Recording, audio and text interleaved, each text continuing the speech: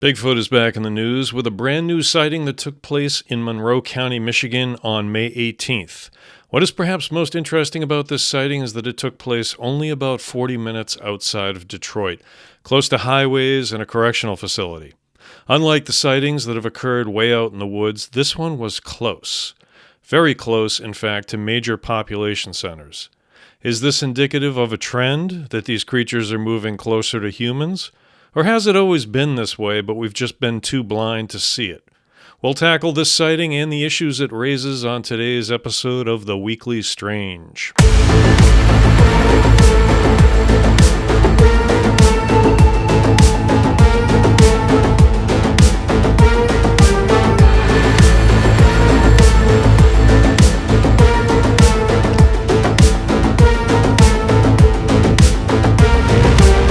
Hello, everyone. Welcome back to The Weekly Strange. I'm your host, John F. Mers, author, actor, adventurer. I took a short break from posting as I'm retooling aspects of this channel and the content we offer, so I appreciate your patience. But now let's dive into this latest sighting of Bigfoot. You know, it's funny because our preceding episode also dealt with Michigan, but as it relates to the dogman phenomenon. A few weeks later, and we're back talking about Bigfoot in the same area. It's an amazing world we live in, truly. Now, this most recent sighting happened on May 18th, just 10 days ago, when a man and his son were bow fishing in an area of Monroe County, Michigan, just south of Metro Detroit. And really, you know, that's one of the big things that immediately jumped out to me was just how startlingly close to a major city this latest sighting was. Look at Google Maps, and it's like crazy close. But we'll circle back to that later on. For now, here are the details based on the news reports and the report that was in the BFRO, Bigfoot Research Organization database. Around 11:30 a.m. on Sunday, May 18th, 2025, a man named Edward and his 12-year-old son were bow fishing in the area of Laplaisance Road and the I-75 highway in Monroe. The area they were fishing in is part of a wooded stretch that extends behind the Monroe County inmate dormitory facility into a quarry, and then there's like a marsh nearby. It's here that they encountered something about 100 yards in. As they were pushing deeper into the marsh, their dog was just ahead of them, nosing around, sniffing the way dogs usually do.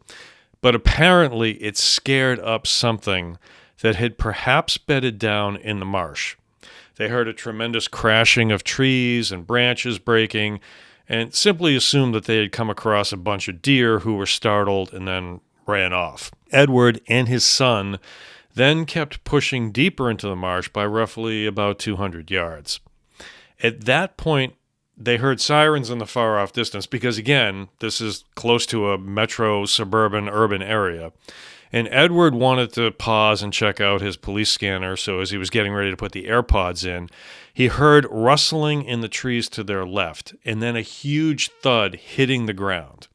According to the report, quote, "A big heavy animal hit the ground and crouched and started moving toward me through the brush. My dog fired off from the right of me toward the creature. The dog almost got to it, but the creature shot off extremely fast through trees and brush. The dog chased the creature up the slope and over the train tracks. I then called for my dog to come back." Now, according to Edward's 12-year-old son, the creature was approximately the size of a bear, but it also looked like a gorilla.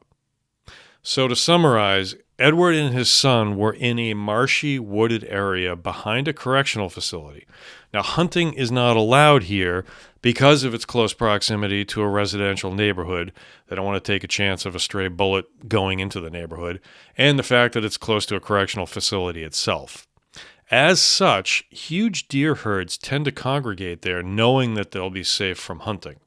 Deer are commonly believed to be a favorite meal of Bigfoot, and the area, the marshland, etc., is also rich in cattails and other vegetation Bigfoot is thought to consume. Once the creature was scared off from wherever it was bedding down, it apparently climbed a tree to observe Edward and his son. The climax came when the creature apparently jumped down 10 feet from the tree, landing with such an impact that it caused a terrible ruckus. At that point, it was not facing either Edward or his son. Instead, they only saw it from behind as the dog chased after it and up a hill, including seeing its hairy but very human buttocks as it crested over the hill and made its escape over the train embankments. Now, apparently, this is not the first such sighting of Bigfoot in this area. According to the BFRO, there were many other newspaper articles they found starting in 1963 and continuing to the present time that have alluded to strange happenings in the area. Now, as the BFRO report rightfully mentions, the area of this sighting is likely to raise a lot of eyebrows due to its location near residential neighborhoods. I mean, Monroe County is considered rural in a lot of aspects, but it's also considered a suburb of Detroit. More than 154,000 people live in this county, so it's by no means this isolated little spot far out in the middle of nowhere. There are sizable towns with equally sizable populations, all scattered about, interspersed with farmland, tracts of woodlands, marshes, and more. Rivers and streams crisscross the area, providing ample sources of food and water. So with that said, is it possible that Bigfoot and other cryptids might be moving closer to human population centers? Look, here's the thing, right? When it comes to the study of cryptozoology, or cryptids, or any other sort of similar phenomenon, we as humans tend to make a lot of assumptions about the behavior of these creatures. Those assumptions are based on the knowledge we have of other animals in the outdoors, in nature in general. But are they correct? Are we estimating behavioral patterns based on data that might not even apply to these cryptids simply because we don't know any better? One of the things I've always maintained during my interest in research into these creatures is how much we tend to dumb things down so as to make it palatable for our thought processes. We say things like, well, if it's an elusive creature, it's going to want to stay hidden, so that means it would most likely be found deep in the woods or some other remote spot. And while there may, in fact, be some truth to that, it doesn't necessarily apply 100% of the time.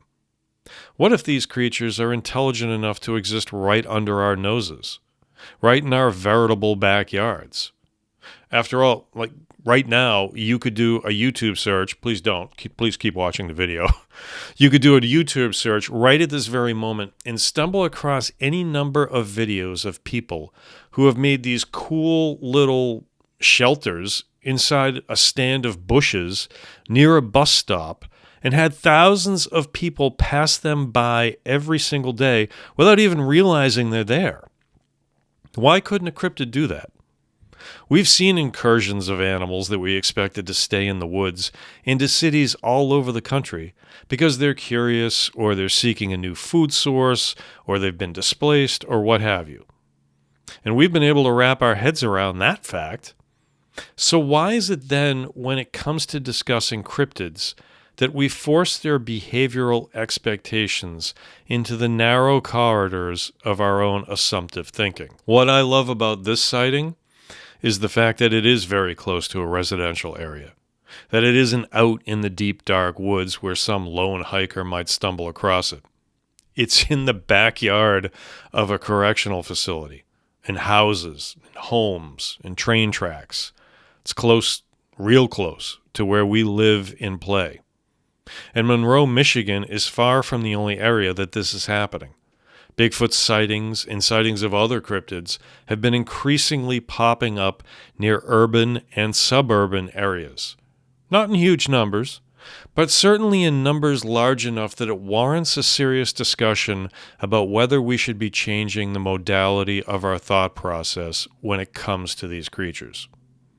And more, for the factions of Bigfoot researchers that believe that these aren't just some relic hominid, but rather may be an advanced race capable of things like telepathy and teleportation, then certainly the idea that they could be living anywhere should be easy to digest, right? I mean, if they're so advanced, they could pretty much do anything and we wouldn't know about it. But if you do think that this is more of a creature, that it's a long-lost ancestor of ours, that is more animal-like than advanced, we should still be open to the idea, based on what we've seen from black bears, coyotes, and other wildlife that have in fact moved into the outskirts of cities, and in some cases directly into them, in search of new habitats and food sources.